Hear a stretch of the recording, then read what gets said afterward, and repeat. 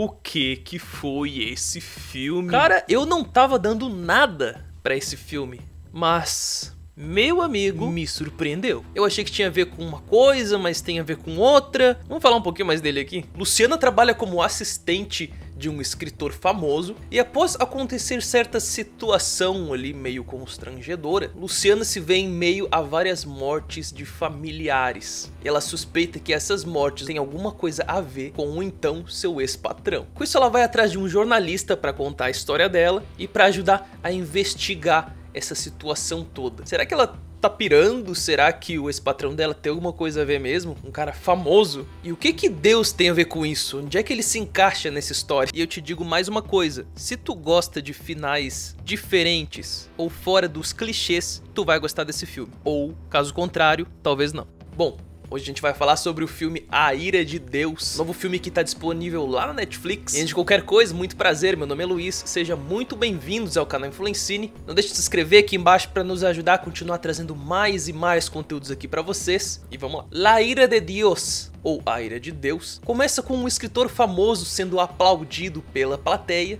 e após ver uma mulher no terceiro andar e ir até ela, somente ouvimos o barulho de alguém cair e não mostra quem foi. Isso faz com que a gente fique até o final do filme para saber quem que caiu e por quê. O diretor e roteirista Sebastian Schindel, junto com o roteirista Pablo Del Teixeira, conseguem fazer a gente emergir nessa história tensa para dentro da vida da Luciana e da vida do jornalista, conseguindo criar um enredo e uma narrativa onde nos prende até o finalzinho do filme, cara. Isso é muito difícil de acontecer. No elenco nós não temos muitos atores conhecidos, apesar de termos apenas 3 principais, que temos a Luciana, feito pela Macarena Achaga, o Esteban Rey, feito pelo Juan Minuj, que é o jornalista, e o Kloster, que é o escritor famoso, feito pelo Diego Peretti. Olha, pessoal, eu só tenho que elogiar e demais esse elenco, porque sendo que a narrativa acompanha apenas os 3 e não sendo atores muito conhecidos pra gente, cara, eles dão um show aqui. Cada um mais talentoso que o outro. Cada um consegue entregar essa história de forma independente e conectada ao mesmo tempo, todos entregando muita verdade em cada um de seus personagens, fazendo com que a gente sinta eles. Não são apenas personagens genéricos, cada um tem um propósito, cada um tem uma história, cada um tem um desfecho ali. E esse enredo ele é tão bem feito, cara, que a gente consegue mesmo acompanhar a história sem a gente saber algumas coisas. Eu vou te explicar um pouquinho mais no final do vídeo. A introdução do filme aqui tá muito bonita, cara. Quando começa ali o elenco aparecer, né? E pra aparecer o nome do filme, lembra muito a introdução de Dark, aqueles esquemas com tipo espelhado, sabe? No caso aqui temos o mar, temos o fogo, tudo muito bonito. Pena que é uma introdução muito curtinha, cara. Quando a gente quer que seja uma introdução longa, não temos. Quando nós temos aquelas introduções chatas, que nem no Candyman, se eu não me engano é no Candyman, que só aparece em cima da cidade, fica uns 2 minutos passando ali o drone ali por cima. Não sei se naquela época era drone ou era helicóptero. Muito bonita a abertura, gostei demais. Esse filme aqui, como ele é tudo construído bem detalhadamente, tudo nos seus devidos lugares. É um filme que tu tem que prestar muita atenção, porque temos muitos momentos de não seria flashback, porque flashback seriam meio que memórias, né? Mas o filme, ele tem uma narrativa que ele mostra um pouco de 12 anos atrás e um pouco do atual, dos dias atuais. Então tu tem que ficar bem ligado, porque esses paralelos eles andam muito juntos. Então tu tem que estar prestando bastante atenção ali na tela para tu não te confundir. Eu mesmo prestando atenção, só que eu tenho que fazer as anotações para poder trazer aqui uma crítica mais detalhada, para eu não esquecer de nada. Teve certos momentos que eu acabei me perdendo ali um pouquinho, mas logo me achei. Então fica bem ligado para tu conseguir ter uma experiência bem bacana. Uma coisa que eu quero começar a trazer aqui para vocês em todo o final de vídeo é uma frase que eles falam durante o filme, e eu já vou deixar uma aqui pra vocês. Nesse filme a gente tem cenas de suspense, cenas tensas, cenas melancólicas, talvez tenha gatilhos aqui por perdas de parentes, por algum problema na família, ou alguma situação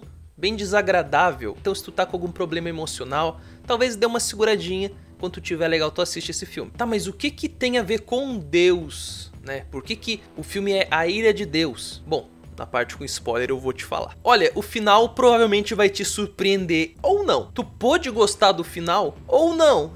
Aqui vamos ter 2 lados. Depende muito. Tudo que é bom também tem algum defeito. eu tenho alguns pontos negativos que não chegam a atrapalhar a tua experiência, mas que pode te entregar um pouco, ou tu pode suspeitar bem mais do que tá acontecendo ali. Só que sobre isso eu vou ter que te contar na parte com spoiler, porque eu vou ter que entregar algumas coisas. Se eu recomendo esse filme, recomendadíssimo. Gostei e eu acho que tu deve assistir sim. Tu pode gostar ou não do final, mas isso vai depender muito de ti. Eu recomendo, eu acho que tu deve assistir sim. Antes de eu entrar na parte com spoiler, eu separei uma frase aqui ditando o filme que eu achei bem bacana. Se a ficção cria vida, também pode criar a morte. Essa frase é citada pelo escritor. Se eu não me engano, essa é uma frase de Henry James. Eu tentei localizar ele de volta no filme, mas não encontrei, porque o nome do autor eu esqueci de anotar. Se tu tá curtindo o vídeo, não deixe de se inscrever aqui embaixo, deixar aquele like pra gente continuar trazendo mais conteúdo aqui pra vocês. E agora vamos pra parte com spoiler, onde a gente vai se aprofundar um pouquinho mais na trama. E eu vou te contar o final também, porque surpreendentemente tem inscritos aqui que gostam de saber o final do filme. Eu não sei porquê, mas gosto. O que Deus tem a ver com isso? Bom, durante a trajetória do escritor ali, né, ele tira como base pra ele, pelo motivo de todas as coisas que acontecem com a família da Luciana, tudo se remete a ele. Tem muitas coincidências que levam até ele, e alguma das coisas que acontecem com a família dela aconteceu na família do escritor, e ele submete a Deus como o possível causador disso, porque o que ela causou a ele agora tá voltando para ela. Isso seria uma manifestação da justiça divina. Ele usa esse argumento como se fosse tipo um karma. Um detalhe aqui que me incomodou um pouquinho ali no filme, que eu fiquei um pouco... Isso aqui tá um pouco estranho, e que eu acho que poderia ter sido um pouquinho melhor, mas tudo bem. Só que eu acredito que na hora que o jornalista que tá ajudando a Luciana a investigar ali o caso com o escritor, na hora que ele vai lá entrevistar o escritor sobre o fato de tudo bater muito certinho, relacionando as mortes da família dela com ele, como ele é um possível assassino, a defesa dele, os argumentos dele não são muito bons, sabe? Ali tu começa a suspeitar um pouco. E uma coisa que acontece logo no início do filme, que a Luciana tá escrevendo ali pro Closter, ela tá meio pra frente assim, e ele dá uma espiada e vê a calcinha dela. A gente já vê que ele é um tiozinho tarado, e que possivelmente aquele início de filme vai ter alguma coisa a ver com aquilo dali. Então a gente já consegue ir montando as coisas. Mas tudo bem, isso faz parte da narrativa, tem que ser montado pra seguir, né? Mas agora vamos lá, vamos fazer um resumão aqui do que acontece no filme. Já contei o inicinho, né? O escritor tá lá sendo aplaudido e tal, a mulher, a Luciana, tá lá no terceiro andar, do nada a gente escuta um barulho de alguém que caiu no chão e a gente não sabe o que acontece, quem que foi. Bom, ele segura isso durante o filme inteiro. Mostra 12 anos antes, que aquela mulher era a Luciana, a mulher que escrevia pra ele, era assistente dele, ele ia ditando, ela ia escrevendo. Ali que a gente vê a taradice dele por ela, até que ele dá um beijo nela. Ele acha que ela se fazia ali pra ele, mas não tinha nada a ver, ela não tinha intenção nenhuma. Ele que tava imaginando coisa. E com isso ela abre um processo e inclui assédio sexual. Depois disso, o Closter recebe na casa dele uma carta, onde ele tá sendo processado por esse assédio sexual pela Luciana. E o Closter tem uma mulher e uma filhinha. A mulher dele tem alguns problemas devido a um sonho não realizado, que ela sofreu um acidente quando era mais nova, ela era uma bailarina de sucesso, ela tinha um futuro promissor, e por causa de um acidente de carro que um cara bateu nela, ela ficou incapacitada de voltar a ser bailarina. Por isso ela tem que começar a tomar remédios, que agora ela é tipo um cristal quebrado. Ela se recuperou,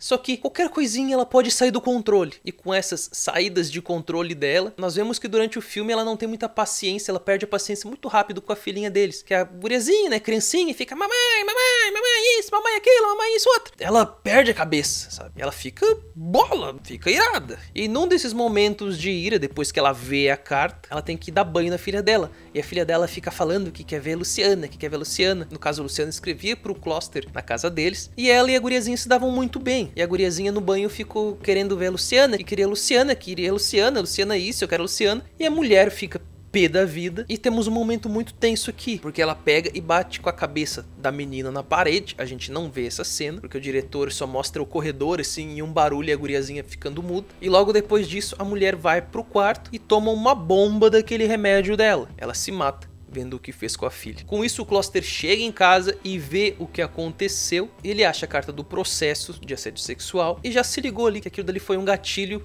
pra mulher dele, perdeu a cabeça, matou a filha deles e se matou. E daí agora tudo faz sentido. E daí sabendo tudo isso, com as consequências e tudo mais, a gente vai montando ali as ideias. O primeiro a morrer na família da Luciana é o irmão dela, que morre afogado. O Closter não viu que a parede tinha sangue lá e achou que a mulher tinha matado ela afogada, matado a filha dele afogada. O pai dela morreu por envenenamento e a mãe dela ficou com sequelas. A mulher dele se matou por tomar remédios demais. Um veneno também, não deixa de ser. Outro irmão dela é espancado na rua por um ex-presidiário. Por um presidiário, na verdade, porque ele fugiu da prisão de alguma forma. Ele é espancado até a morte por aquele cara, que dizia que o irmão dela tava ficando com a mulher dele. Ou seja, alguma coisa a ver com assédio, né? Também. Tudo teve a ver com assédio, o gatilho pra mulher do escritor. A mãe da Luciana, no fim, acaba morrendo num incêndio. Possivelmente, a família dele foi cremada. Então tem algumas ligações aí. Ou seja, todas essas coincidências que tem ligação com ele, né? Relacionada à morte dos familiares dela, ele põe tudo a culpa em Deus, né? Que foi uma justiça divina. Só que no fim das contas, a gente descobre que realmente foi ele que matou a família dela, ou que mandou matar, enfim. Eu acredito que por ele ser um escritor famoso, ele mandou as pessoas fazerem isso, né? Como aconteceu no incêndio, que botaram a culpa no sujeito lá, como aconteceu com o presidiário que foi lá matar o cara. E toda essa narrativa, quando chega ao final, volta lá no inicinho, onde tá os dois no terceiro andar. E quem acaba sendo jogado lá de cima? Ninguém. Ele admite pra Luciana que ele foi o causador daquilo dali, e agora só tinha sobrado a irmãzinha da Luciana, e que o único jeito da família dele parar de morrer é ela se atirando lá de cima. E é isso que ela faz. Daí chega o final do filme, ela tá sendo cremada, e o Closter e a Valentina, que era a última familiar da Luciana, a irmã dela mais nova, tá lá com ele. Daí chega o jornalista. Nós temos um momento bem, não sei se é sofrível que eu posso dizer, mas, cara, indescritível, trágico talvez. Mas o que acontece? A gente descobre que a irmãzinha mais nova da Luciana tava quase ou tava tendo um caso, um relacionamento com o Closter, cara. A guria tem 17 anos, ia fazer 18 em seguida, e o cara tava ali fazendo meio de campo dele. Então, cara, ele matou toda a família da Luciana e ainda vai ficar com a irmã mais nova dela, que ele diz que pelo jeito ela não liga pra idade. E o filme acaba. Bom, pessoal, é isso. Espero que vocês tenham gostado do vídeo. Não esqueça de se inscrever aqui embaixo pra gente continuar trazendo mais conteúdo aqui pra vocês. Deixa aquele like também pra ajudar no algoritmo aqui do YouTube a alavancar esse vídeo pra mais pessoas assistirem. E claro, não deixe de ver meus outros vídeos aqui do ladinho, certo? Muito obrigado e até mais.